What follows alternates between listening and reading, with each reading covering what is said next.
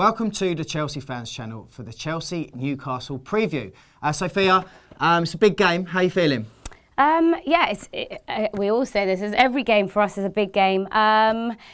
Obviously off the back of yet another draw, but the positives, obviously we have extended our unbeaten run to 11 games, but I think the negative from it is that we've only taken 12 points from a possible 24. And that is where we are really having our problems. We're not winning games. We're not being clinical enough. We're not being attacking enough. We're not finishing off, the opponents. No. I think, hopefully we're gonna turn a corner in terms of being much more of an attacking threat this weekend. I think traditionally in the last couple of seasons, Newcastle have been a bit of a bogey team for us. Yeah. However, their most recent trips to the Bridge haven't been that fruitful for them. I've got a little stat here that says Newcastle have failed to score or take a point in their last 3 visits to Stamford Bridge. So that bodes well. Yeah, and they have also, although they won their last home game, they've lost their last 2 away games. So again, hopefully that will bode well for us. But no disrespect to Newcastle, but they are 17th in the table.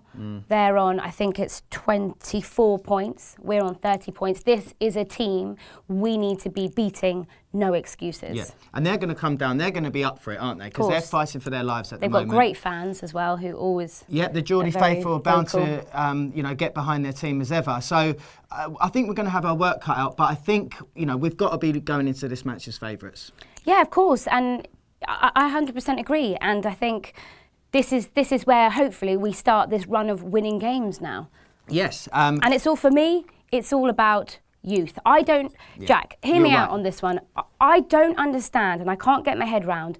This is the one season where I hope, as a diehard Chelsea fan, we're not actually going to be in this position again, where we have nothing to play for in the league. Quite frankly, for next season, I know it sounds awful to say this, don't really want to finish in the European spot, because I think European football, obviously not Champions League, European football can be quite a hindrance in a season. The Europa League can be a massive drain on the we actually don't really have anything to play for in the league. Why are we not using our youth? Why are we not throwing them in and blooding them for next season? And I have to say, looking back at our former opponents, Man United, that is what they're very good at doing. There's a few youngsters that are popping up into their starting lineups now. We need to be doing this. We need to be throwing in our youth. So come next season, there's no pressure on them really. Well, we've said it before on the channel.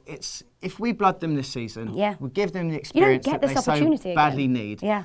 Then it's like having new signings, isn't it? Come pre-season, come August 2016, when we're looking into a new season. Definitely. It's like we've got a bunch of new signings if we give the kids the experience now. They need first team experience. They need to be playing in the Premiership, week in, week out. And like I keep saying, this is probably one of our only opportunities we can actually do this with our youth.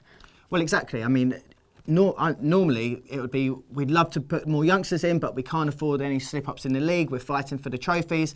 As you said, that's not the case this year. And if we're not going to do it, Ruben, who's been, the one guy that has been getting picked above the other youngsters. I saw a stat the other day. I think he's only played about 74 minutes in the Premier League this season. And even though we think, Loftus-Cheek's coming through, and that's at least one good thing that we can, pat ourselves on the back for.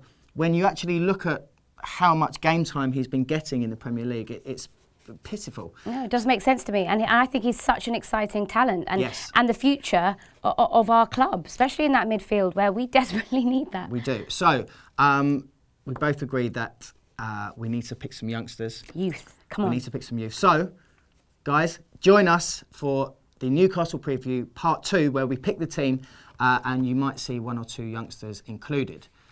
Blue as a colour.